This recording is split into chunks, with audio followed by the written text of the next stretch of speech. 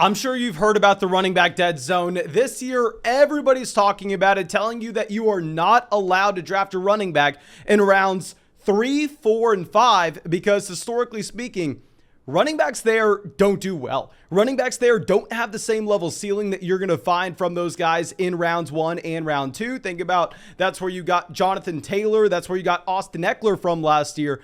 But wide receivers in those 3, 4, and round 5 ranges, they are going to have access to that elite level ceiling. Think about Cooper Kupp, Deebo Samuel going a little bit later than that, but your wide receiver massive hits going from the middle rounds of your fantasy football drafts. And this has been true historically. And if you've been the person going out on a limb and saying, you know what, the running back dead zone's overvalued, the running back dead zone is overplayed, running back value here in the middle of round 5 is actually quite fine. I like this running back here. I'm going to take him.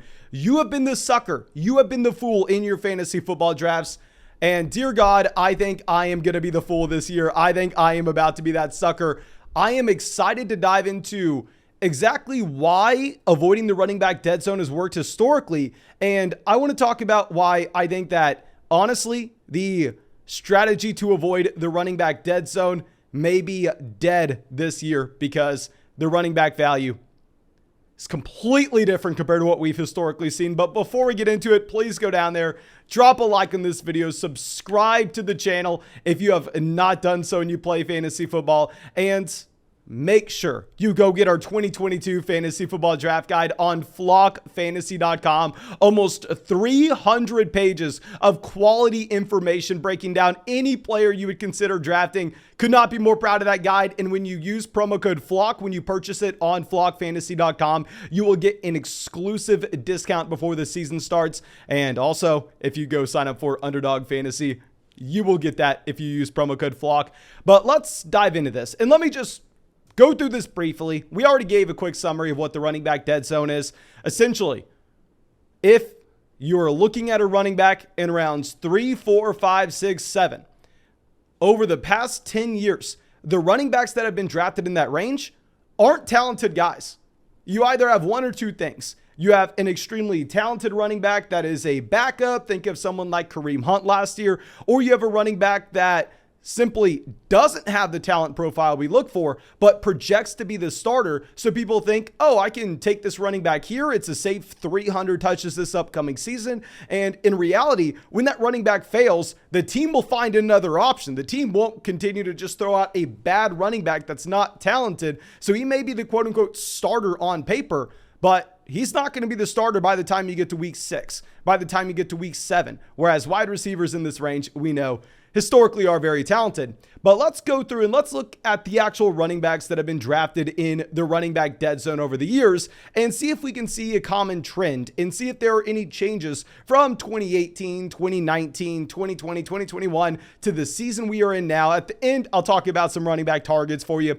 But in 2018, if you can go back that far in time, we can go back to fantasy football when people were essentially just cavemen. We didn't have large data sets that we could look at to really fully comprehend how bad taking running backs in this range actually was.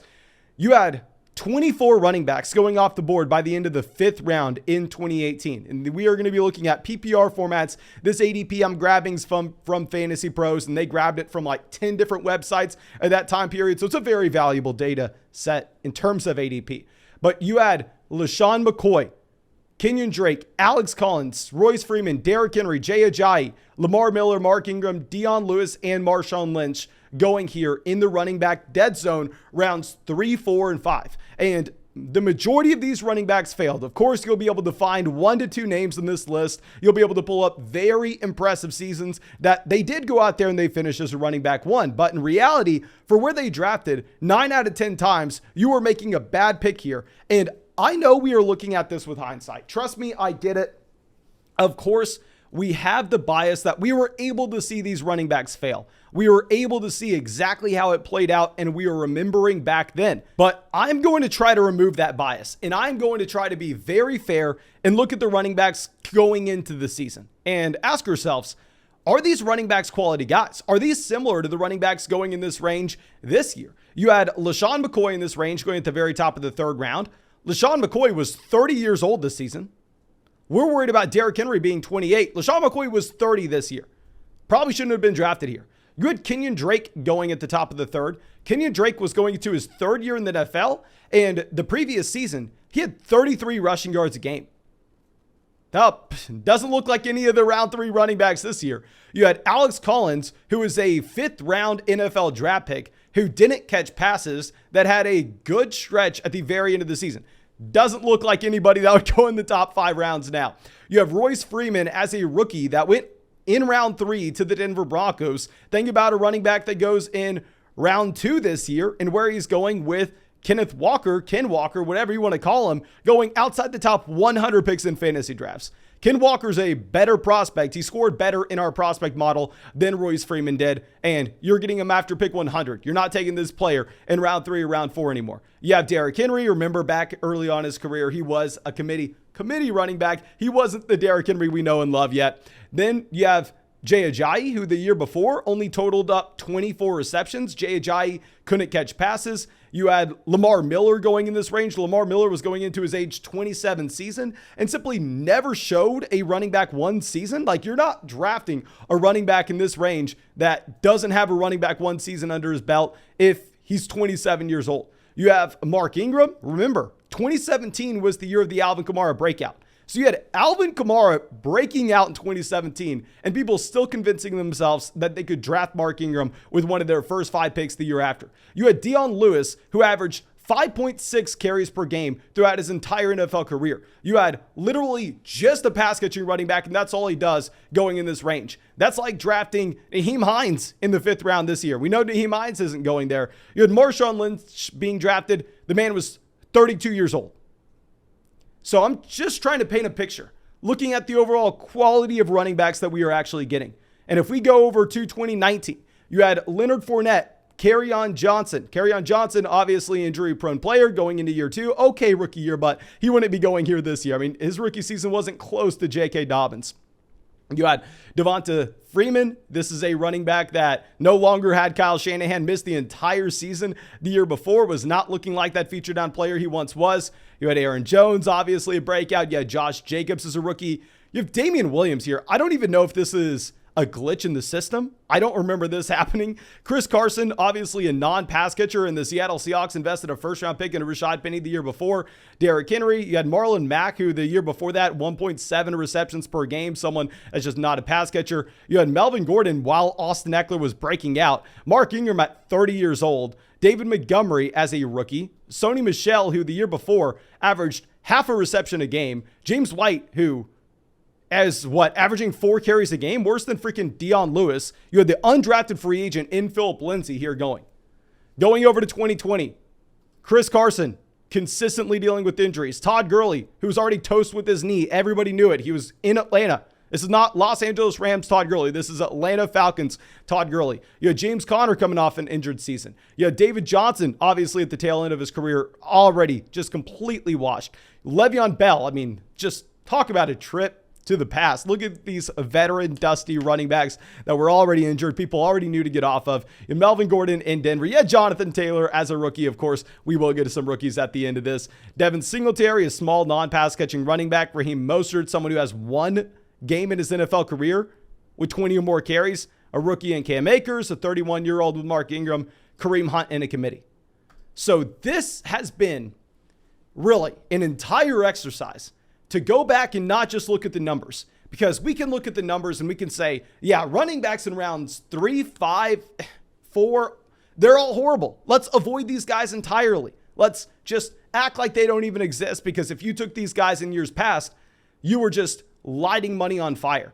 But over the past 2 years, we've seen this change. We are seeing the quality of running back that you are now getting in these rounds dramatically better, in a completely different tier than what you had in years past, than what you had with people taking friggin' James White averaging 4 carries a game in round 4.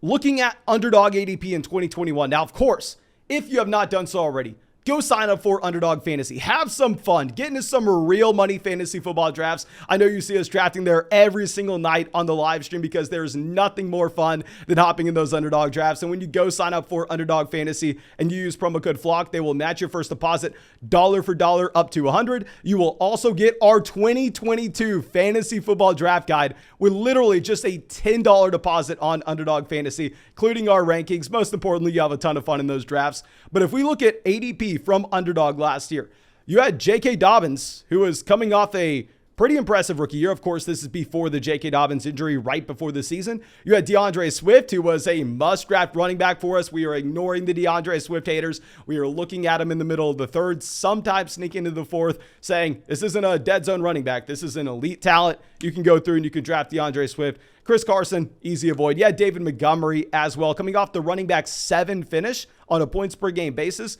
You have Miles Sanders, Josh Jacobs, running backs that clearly from that 2019 class flash talent. You had a first round running back talent in Travis Etienne.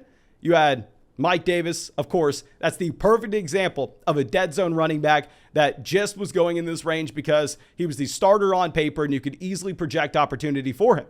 But we are beginning to see that shift. And now let's go through, and I want to talk about the running backs that are going in the dead zone this year and see if they profile to be similar to what we had from years previous. Or maybe, just maybe, it is the same and you should still be avoiding these guys. But let me go ahead and let me pull up my 2022 fantasy football draft guide as I do this so I can have every important statistic you could ever find on a player that you would consider drafting in fantasy football this year. But let's go over to Nick Chubb. Yes, Nick Chubb is going in the running back dead zone here. Nick Chubb's falling to round 3 consistently in these drafts. Nick Chubb over the past 3 seasons has averaged a top 10 finish at the position. Nick Chubb, unlike the other guys that were probably dusty and shouldn't be going here, he's not 30 years old. He's not 29 years old coming off an injury-riddled season. No, the man was drafted in 2018. Now, yes, he stayed all 4 years at Georgia because of severe injury in college, but still, this is an elite-level talent.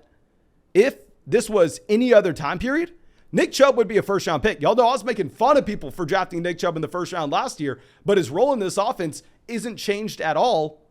Possibly, if Watson can come back at the end of the year, which I'm recording this before any Watson news, so if something happened, I'm not an idiot. But if Watson were able to come back by the end of the year, this offense has a higher ceiling than we've ever seen in Cleveland. It's not like the offensive line got significantly worse. Right now, PFF has them graded out as the second best offensive line in football.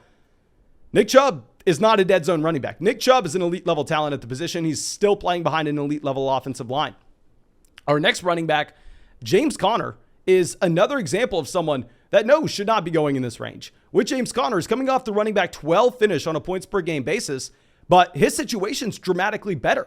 Yeah, he was the running back 1 last year in Arizona, but in games that Chase Edmonds played, Chase Edmonds had a pretty damn large role in the receiving game. If we look at our draft guide here, you're going to look at James Conner in games with Chase Edmonds averaging 14 fantasy points per game. Compared to the 5 games Chase Edmonds did not play, that number got jumped up to 23 points per game. Now, of course, the touchdowns were unsustainable. He's not going to continue to score 1.2 touchdowns per game. That's going to come down. Kyler will vulture some of those.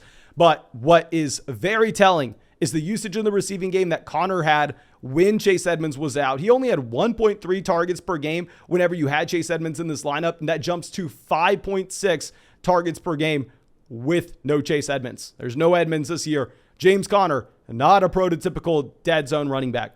We have Alvin Kamara here. Obviously, Kamara, a little bit of a unique situation with the looming suspension. Don't know what that's going to be. Can't even really speak on Alvin Kamara. I would say if he is indeed suspended 6 games, he doesn't deserve to be going in the top 2 rounds. He should be going a little bit later. Now, with Travis Etienne, this is a running back that if we go back to what we saw in years past, remember, we saw Royce Freeman, his rookie season, coming into the NFL. Royce Freeman didn't check a lot of boxes. He was hyper productive coming out of Oregon, but he was not athletic. It's not like he was an elite pass catching running back. He fell to round 3 of the NFL draft. Royce Freeman was someone going in the dead zone his rookie season.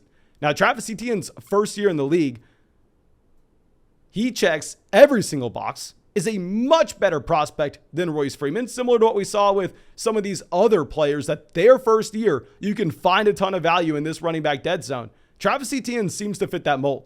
Next on Underdog, you have Ezekiel Elliott. I'm fine if you want to come out and if you want to make an argument against Ezekiel Elliott based on the fall off in play, based on his age. But I will say, compared to previous seasons where you have LaShawn McCoy at 30 years old, Mark Ingram at 31 years old, where you have Marshawn Lynch at 32 years old, it's not like Ezekiel Elliott is that washed. We have Ezekiel Elliott ranked as our running back 18, but we can still say the man is going into his age 27 season. Now, let's just move on. Breece Hall, this is another example of someone very comparable to Jonathan Taylor coming in 2020. I'd say Jonathan Taylor probably a better prospect than Breece Hall, but damn, Hall is very, very, very intriguing coming out of Iowa State. If Cam Akers, with Cam Akers, he does have his own injury concerns. Maybe you draw the comparable to someone like Kerryon Johnson, but I would argue, based on the prospect profile that you had of Cam Akers, where if we compare him to some of those other rookies that were going in this range in previous seasons, Royce Freeman's the perfect guy to bring up. Cam Akers blows them out of the water in terms of the boxes that he checks as a prospect. The man was large. The man was fast. The man got the NFL draft capital and it was a great pass catcher at Florida State, not to mention the pedigree that he had going to Florida State as a 5-star prospect. We saw the elite level ceiling that a lot of these other players historically in this range didn't flash as rookies. You had Cam Akers through the last 6 weeks of his rookie year, including the playoffs. 21 carries, 29 carries, 15 carries, 21 carries, 28 carries in the playoffs against the Seattle Seahawks. 18 carries in the playoffs against the Green Bay Packers in a game that they lost by 2 touchdowns. So your Cam Akers has flashed that elite level ceiling. Of course, coming off significant injury, he's in a little bit of his different mold. But this next running back is someone that I've been drafting a ton because he's going in round 5 consistently on Underdog. And I've heard the term dead zone running back be thrown at him. I've heard people say he has no upside. That's why you shouldn't take him. That's why you should take Brandon Cooks over him, as if Brandon Cooks has any freaking upside. David Montgomery going round 5. David Montgomery, an ADP of 53. I don't understand how people are going to tell me that David Montgomery has no upside. When we go to his 2020 season, to see that the man was the running back 6 on a points per game basis, to see that this past year, he increased his role in the receiving game compared to where it was in 2020. And now, trust me, I get it. I agree with you. Justin Fields is bad. This coaching staff is bad. This offensive line is trash. This situation is horrendous for David Montgomery. But may I remind you, what happened in 2020? Who was David Montgomery playing with? Thomas, can you please throw up the passing statistics that we had from the platoon of quarterbacks in Chicago in 2020. I agree with you. I think this offensive environment is going to be horrendous, but we already saw David Montgomery produce a running back 6 finish on a per game basis in a trash offensive environment. He was the running back 15 last year in a horrible offense. I don't know how it gets much worse for David Montgomery. I don't see how he is a dead zone running back. I mean, comparing him to some of these other players historically, David Montgomery back in 2018 would not be going in the 5th round. David Montgomery back in 2018 would probably be a late 2nd round selection. I would probably be avoiding him there. I'll give you that much. I mean, I've been a David Montgomery hater for pretty much the entire existence of this channel. But this price point's ridiculous. The same thing with Dobbins, running back 21. How are you going to tell me that these guys that were good prospects coming into the NFL, that were effective when they got to the NFL level, that project to be starting running backs in the NFL, are dead zone running backs just because the round that they're going in this year? I'm sorry to say it. Anybody who has said it over the past 5 years has been a fool, has been proved wrong, and probably has lost money. And I am not one to be above being a fool, so I'm going to step into those shoes this year. I'm going to say that these running backs in this range do not fit the profile of a dead zone running back. What did we say at the beginning of the video? Those running backs, historically, you needed to avoid had. Those running backs had either opportunity on paper, however, they did not have the talent to back it up. Look at Mike Davis last season. Or those running backs had the talent, However, they did not have the opportunity to be the starter. Look at Kareem Hunt last season. Or maybe they were only first and second down players, or they were only third down options, and there was never going to be any crossover between the two. They were never going to put the entire package together. Look at Sony Michel back in 2019. Look at Dion Lewis. Look at James White going in these ranges. Those are what dead zone running backs look like. These guys that are on this list, Chubb, Connor, Kamara, Travis Etienne, Ezekiel Elliott, Breece Hall, Cam Akers, David Montgomery, J.K. Dobbins, they all project to be the starting running backs in their offense, and they are all significantly more talented than the Mike Davises of the world, where their talent can keep them that job. So I'm sorry. I'm the sucker this year. Please let me know what your thoughts are down there in the comment section. Let me know if you're probably going to be losing money with me this year betting on these running backs. But of course, I appreciate all of y'all. I hope you have a great day. I hope this video was helpful, us going back, taking a trip to the past. But yeah, thank you. I'll see you with the live stream tonight. And I really do hope you have a great day.